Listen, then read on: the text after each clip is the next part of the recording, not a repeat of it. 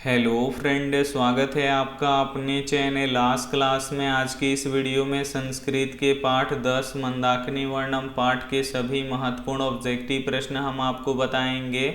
तो एक भी प्रश्न आप लोग स्किप मत कीजिएगा, वीडियो को प्लीज़ आप लोग शुरू से लेके अंत तक देखिएगा। और हमारे वेबसाइट पे ऑनलाइन टेस्ट चल रहा है, तो अभी तक आप टेस्ट नहीं दिए हैं तो जाके टेस्ट दे लीजिएगा। और आपको अगर ऑनलाइन टेस्ट देना नहीं आता है तो वीडियो के लास्ट में हम आपको बताएंगे कि आप लोग ऑनलाइन टेस्ट कैसे दे सकते हैं।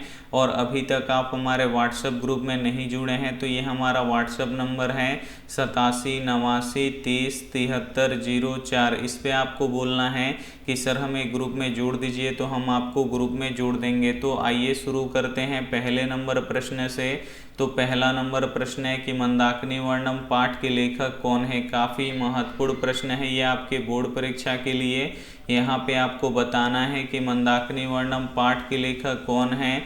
तो वाल्मीकि जी हैं, इन्हें आपको याद रखना है। यहाँ पे सी वाला ऑप्शन बिल्कुल ही सही हो जाएगा।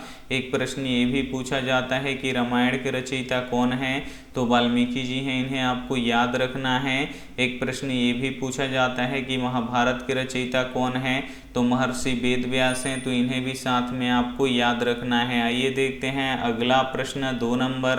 दो नंबर प्रश्न है कि मंदाकिनी वर्णम पाठ किस ग्रंथ से संकलित है। यहाँ पे आपको बताना है कि मंदाकिनी वर्णम पाठ किस ग्रंथ से संकलित है। तो ये रामायण से संकलित है, इसे आपको याद रखना है। यहाँ पे ए वाला ऑप्शन बिल्कुल ही सही हो जाएगा। ये देखते हैं अगला प्रश्न।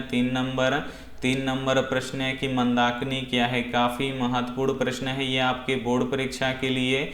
यहाँ पे आपको बताना है कि मंदाकिनी क्या है। तो मंदाकिनी एक नदी है, इसे आपको याद रखना है। यहाँ पे सी वाला ऑप्शन बिल्कुल ही सही हो जाएगा। ये देखते हैं अगला प्रश्न। चार नंबर प्रश्न है कि मंदाकिनी नदी किस पर्वत के निकट से प्रवाहित होती है। यहाँ पे आपको बताना है कि मंदाकिनी नदी किस पर्वत के निकट से प्रवाहित होती है यानी बहती है। तो चित्रकूट पर्वत के निकट से प्रवाहित होती है। तो यहाँ पे ए वाला ऑप्शन बिल्कुल ही सही हो जाएगा। ये देखते हैं अगला प्रश्न।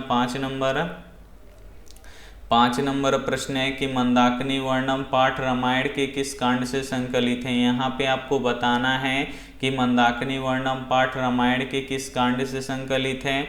तो ये अयोध्या कांड से संकलित है, इसे आपको याद रखना है। यहाँ पे ए वाला ऑप्शन बिल्कुल ही सही हो जाएगा। ये देखते हैं अगला प्रश्न। 6 नंबर प्रश्न है कि रामायण के रचनाकार कौन है। यहाँ पे आपको बताना है कि रामायण के रचनाकार कौन है। तो तुलसीदास हैं, इन्हें आपको याद रखना है। यहाँ पे सी वाला ऑप्शन बिल्कुल ही सही हो जाएगा। ये देखते हैं अगला प्रश्न। 7 नंबर प्रश्न है कि वनवास प्रसंग में राम सीता और लक्ष्मण के साथ कहाँ पहुँचते हैं। यहाँ पे आपको बताना है कि वनवास प्रसंग में राम सीता और लक्ष्मण के साथ कहाँ पहुँचते हैं। तो चित्रकूट पहुँचते हैं, इसे आपको याद रखना है। यहाँ पे सी वाला ऑप्शन बिल्कुल ही सही हो जाएगा। ये देखते हैं अगला प्रश्न। 8 नंबर प्रश्न है कि मंदाकिनी नदी की शोभा का वर्णन कौन कर रहे हैं। यहाँ पे आपको बताना है कि मंदाकिनी नदी की शोभा का वर्णन कौन कर रहे हैं। तो भगवान श्री राम कर रहे हैं, इसे आपको याद रखना है। यहाँ पे ए वाला ऑप्शन बिल्कुल ही सही हो जाएगा। ये देखते हैं अगला प्रश्न। 9 नंबर प्रश्न है कि भगवान राम मंदाकिनी नदी में किसे देखे। काफ़ी महत्वपूर्ण प्रश्न है। यहाँ पे आपको बताना है कि भगवान राम मंदाकिनी नदी में किसे देखे। तो सीता जी को देखे, इसे आपको याद रखना है। यहाँ पे ए वाला ऑप्शन बिल्कुल ही सही हो जाएगा। ये देखते हैं अगला प्रश्न। 10 नंबर प्रश्न है कि मंदाकिनी नदी में कौन स्नान करते हैं। यहाँ पे आपको बताना है कि मंदाकिनी नदी में कौन स्नान करते हैं। तो ऋषि मुनि स्नान करते हैं, इसे आपको याद रखना है।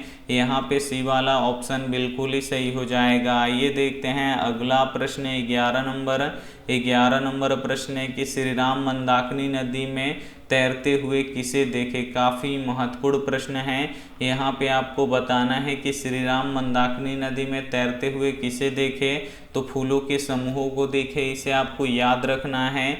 यहाँ पे सी वाला ऑप्शन बिल्कुल ही सही हो जाएगा। ये देखते हैं अगला प्रश्न। 12 नंबर प्रश्न है कि मंदाकिनी नदी में नृत्य करते हुए कौन प्रतीत होता है। यहाँ पे आपको बताना है कि मंदाकिनी नदी में नृत्य करते हुए यानी नाचते हुए कौन प्रतीत होता है, तो पर्वत प्रतीत होता है, इसे आपको याद रखना है। यहाँ पे ए वाला ऑप्शन बिल्कुल ही सही हो जाएगा। आइए देखते हैं अगला प्रश्न 13 नंबर प्रश्न है कि लक्ष्मण कौन थे। यहाँ पे आपको बताना है कि लक्ष्मण कौन थे, तो श्री राम के भाई थे, इसे आपको याद रखना है। यहाँ पे डी वाला ऑप्शन बिल्कुल ही सही हो जाएगा। ये देखते हैं अगला प्रश्न 14 नंबर प्रश्न है कि मंदाकिनी वर्णम पाठ में किस नदी का वर्णन है। काफ़ी महत्वपूर्ण प्रश्न है ये आपके बोर्ड परीक्षा के लिए। यहाँ पे आपको बताना है कि मंदाकिनी वर्णम पाठ में किस नदी का वर्णन है, तो मंदाकिनी नदी का ही वर्णन है, इसे आपको याद रखना है। यहाँ पे डी वाला ऑप्शन बिल्कुल ही सही हो जाएगा। ये देखते हैं अगला प्रश्न 15 नंबर प्रश्न है कि मंदाकिनी नदी किसके सरोवर की तरह शोभती है। यहाँ पे आपको बताना है कि मंदाकिनी नदी किसके सरोवर की तरह शोभती है, तो कुबेर के सरोवर की तरह शोभती है। तो यहाँ पे बी वाला ऑप्शन बिल्कुल ही सही हो जाएगा। इस चैप्टर के सभी महत्वपूर्ण ऑब्जेक्टिव प्रश्न हम आपको बताएंगे, तो एक भी प्रश्न आप लोग इसकी मत कीजिएगा। वीडियो को प्लीज़ आप लोग शुरू से लेके अंत तक देखिएगा। आइए देखते हैं अगला प्रश्न 16 नंबर प्रश्न है कि नदियाँ समुद्र में कैसे मिल जाती हैं। काफ़ी महत्वपूर्ण प्रश्न है ये आपके बोर्ड परीक्षा के लिए, और ये भी प्रश्न बोर्ड परीक्षा में बार बार पूछा जाता है, इसे आपको याद रखना है। यहाँ पे आपको बताना है कि नदियाँ समुद्र में कैसे मिल जाती हैं, तो नाम और रूप दोनों को छोड़कर नदियाँ समुद्र में मिल जाती हैं। तो यहाँ पे सी वाला ऑप्शन बिल्कुल ही सही हो जाएगा। आइए देखते हैं अगला प्रश्न 17 नंबर प्रश्न है कि कालिदास ने भी किस नदी का वर्णन किया है। यहाँ पे आपको बताना है कि कालिदास ने भी किस नदी का वर्णन किया है, तो मंदाकिनी नदी का वर्णन किए हैं, इसे आपको याद रखना है। यहाँ पे बी वाला ऑप्शन बिल्कुल ही सही हो जाएगा। इस चैप्टर के सभी महत्वपूर्ण ऑब्जेक्टिव प्रश्न हम आपको बता चुके हैं, तो वीडियो को लाइक नहीं किए तो प्लीज़ आप लोग वीडियो को लाइक कीजिए, अपने दोस्तों के पास इस वीडियो को जरूर शेयर कीजिए। अगर आप लोग कोचिंग जाते हैं तो कोचिंग के दोस्तों के पास इस वीडियो को शेयर कीजिए। स्कूल जाते हैं तो स्कूल के बच्चों के साथ इस वीडियो को आप लोग जरूर शेयर कीजिए, ताकि उनकी भी तैयारी हो सके। और चैनल को सब्सक्राइब नहीं किए तो चैनल को सब्सक्राइब कीजिए, और अपने दोस्तों से इस चैनल को जरूर सब्सक्राइब करवाइए। Thank you for watching. अब हम आपको बताएंगे कि आप लोग ऑनलाइन टेस्ट कैसे दे सकते हैं और पीडीएफ कैसे डाउनलोड कर सकते हैं।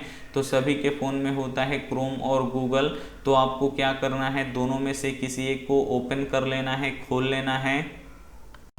जैसे यहाँ पे क्रोम और गूगल ओपन होगा तो यहाँ पे देखिए एक सर्च बॉक्स दिखेगा, इसमें लिखना है आपको आस्क क्लास। तो हम यहाँ पे लिख देते हैं ASK फिर CLASS। हम यहाँ पे आस्क क्लास लिख के सर्च कर देंगे तो यहाँ पे देखिए आस्क क्लास लिखा हुआ आ जाएगा, तो इस पर आपको क्लिक कर देना है। और जैसे ही आप लोग क्लिक कीजिएगा तो यहाँ पे आस्क क्लास का ऑफिशियल वेबसाइट यहाँ पे ओपन हो जाएगा, और यहाँ से आप लोग टेस्ट दे सकते हैं, और यहाँ से आप लोग PDF डाउनलोड कर सकते हैं।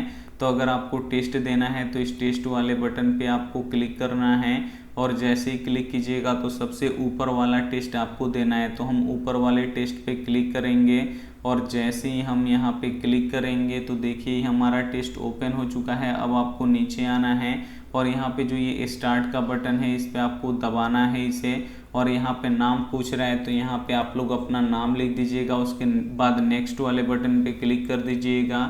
अब यहाँ पे देखिए 20 ऑब्जेक्टिव प्रश्न है, और प्रत्येक प्रश्न का यहाँ पे 4 ऑप्शन है, जिसमें से एक सही है। सही वाले पे टिक कीजिएगा तो ग्रीन हो जाएगा, गलत वाले टिक क्वेश्चन पे टिक कीजिएगा तो रेड हो जाएगा। तो यहाँ पे पूछ रहा है पिकासो क्या थे, तो ये एक चित्रकार थे, तो यहाँ पे देखिए सही आंसर है तो ग्रीन हो गया। अब दूसरा वाला क्वेश्चन हम गलत करेंगे। यहाँ पे देखिए दूसरा प्रश्न है कि संचार का सबसे लोकप्रिय साधन क्या है, तो मोबाइल है, लेकिन हम इनमें से कोई नहीं पे टिक करेंगे तो देखिए गलत हो गया, और जो सही आंसर है वो आपको बताएगा। तो ऐसे ही आप लोग टेस्ट दे सकते हैं, और अपना यहाँ पे लास्ट में अपना रिजल्ट भी देख सकते हैं। अब हम आपको बताएंगे कि PDF कहाँ से डाउनलोड करना है।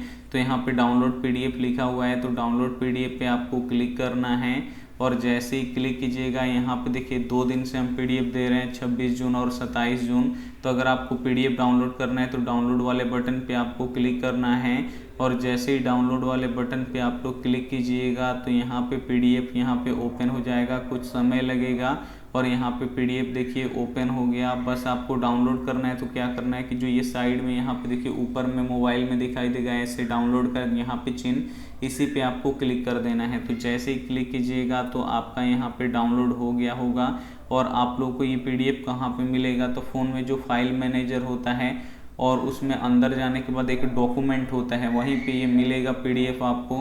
तो उम्मीद करते हैं ये वीडियो आपको काफ़ी अच्छा लगा होगा। Thank you for watching. मिलते हैं अगले वीडियो में, तब तक अपना ध्यान रखिए, मन लगा के पढ़ाई कीजिए। Take care and bye.